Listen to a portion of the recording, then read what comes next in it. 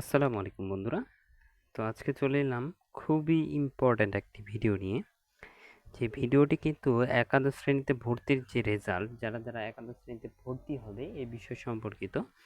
এবং তোমরা এখানে স্ক্রিনে দেখতেই পাচ্ছ যে পছন্দের কলেজ না আসলে কি করব, নিশ্চয়ন কি এবং মাইগ্রেশন কি, এই বিষয় নিয়ে আমি কথা বলবো। এবং মাইগ্রেশন মূলত কত প্রকার হয়, কিভাবে করতে হয়, এইটা নিয়ে আজকে বিস্তারিত আলোচনা করব। ভিডিওটি শেষ পর্যন্ত দেখবে, খুবই উপকারী ভিডিও, কোনো ভুল করা চলবে না। তো যারা একাদশ শ্রেণীতে ভর্তি হবে তাদের জন্য কিন্তু ভেরি ভেরি ইম্পর্ট্যান্ট ভিডিওটা।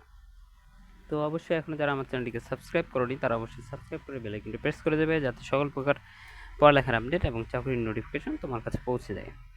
তো এইখানে আমি একটি বিষয় বলবো যে আজকে যেহেতু রেজাল্ট দিবে, রেজাল্ট সম্ভবত ৮টার দিকে দিবে।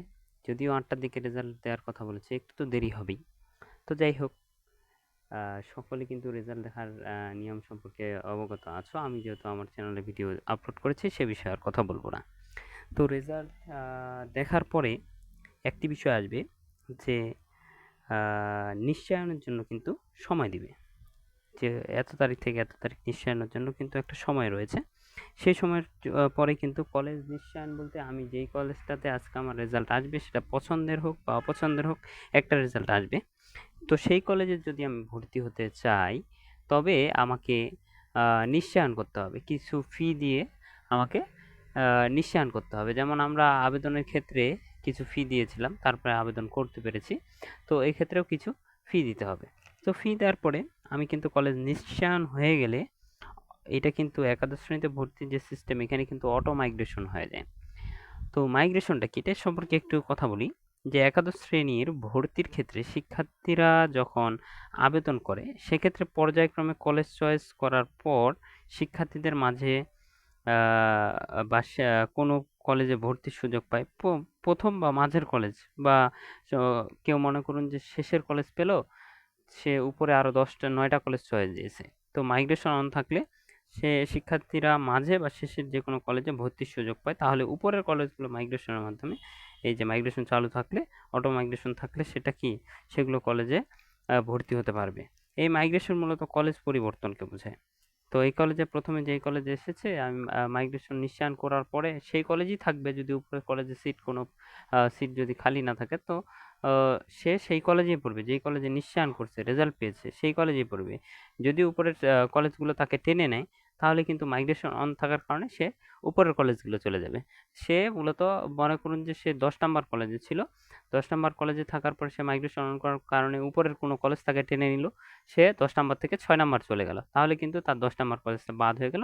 সেক্ষেত্রে ভর্তির জন্য তাকে 6 নাম্বার কলেজেই যেতে হবে। তো এইখানে এই মাইগ্রেশন মূলত কলেজ পরিবর্তনকে বোঝায়। মাইগ্রেশন 2 বার হয়। মূলত 2 বার হয়, যেহেতু ভর্তি কার্যক্রম first apply, second apply, third apply 3 বার অ্যাপ্লাই করা যায়। সেক্ষেত্রে একাদশ শ্রেণীর মাইগ্রেশন মূলত 2 বার হয়। প্রথম ধাপে প্রথমবার ভর্তি পর্যায়ে নিশ্চয়নের পর হয়। দ্বিতীয় ধাপে মাইগ্রেশনের দ্বিতীয় পর্যায়ে নিশ্চয়নের পর হয়। তৃতীয় পর্যায়ে কিন্তু কোনো মাইগ্রেশন অন থাকে না, অন করার সুযোগ থাকে না। আর একাদশ শ্রেণীর যে ভর্তি সিস্টেম রয়েছে, এই ভর্তি সিস্টেমে যখন রেজাল্ট প্রকাশ হবে, কোনো ছাত্র যখন তার নিশ্চয়ন করবে, কলেজ নিশ্চয়নের ক্ষেত্রে তার কিন্তু সেখানে অটো মাইগ্রেশন অন হয়ে যাবে। এখন মাইগ্রেশন বাতিলের ক্ষেত্রে কি করা যায়? মাইগ্রেশন বাতিলের ক্ষেত্রে তাদেরকে যদি কলেজ নিশ্চয়নই না করে দ্বিতীয় পর্যায়ে সে অ্যাপ্লাই করে, তাহলে কিন্তু সেক্ষেত্রে তার মাইগ্রেশন বাতিল হয়ে যাবে, তার নিশ্চয়নও বাতিল হয়ে যাবে। এখন পছন্দের কলেজে যদি কলেজ না আসে, চয়েস আমার আজকের রেজাল্টে যদি পছন্দের কলেজ না আসে, সেক্ষেত্রে কিন্তু কিছু করার নেই। সেক্ষেত্রে মাইগ্রেশন অন করে রাখতে হবে, যে কলেজ আসবে সেই কলেজ নিশ্চয়ন করে রাখতে হবে। যদি উপরের কলেজ তোমাকে টেনে নেয় তাহলে সেক্ষেত্রে সেটা তোমার ভাগ্যের উপর ডিপেন্ড করবে এবং তোমার রেজাল্টের উপর অবশ্যই। তো সেক্ষেত্রে তোমাকে কিন্তু যেই কলেজটা আজকে আসবে সেটাই কিন্তু তোমাকে নিশ্চয়ন করে ফেলতে হবে। এবং দ্বিতীয় পর্যায়ে যখন আবেদন, প্রথম পর্যায়ে যদি কেউ কলেজ চয়েস দেয়, কোনো প্রকার কলেজেই যদি তার রেজাল্ট না আসে, সেক্ষেত্রে সে কিন্তু দ্বিতীয়বার আবেদনের ক্ষেত্রে সুযোগ পাবে। দ্বিতীয়বার না আসে, সে তৃতীয়বার লাস্ট টাইম আবেদনের জন্য সুযোগ পাবে। তো আশা করি ভিডিওটি ভালো লাগলো। সকলের উপকারের জন্য ভিডিওটি দেয়া।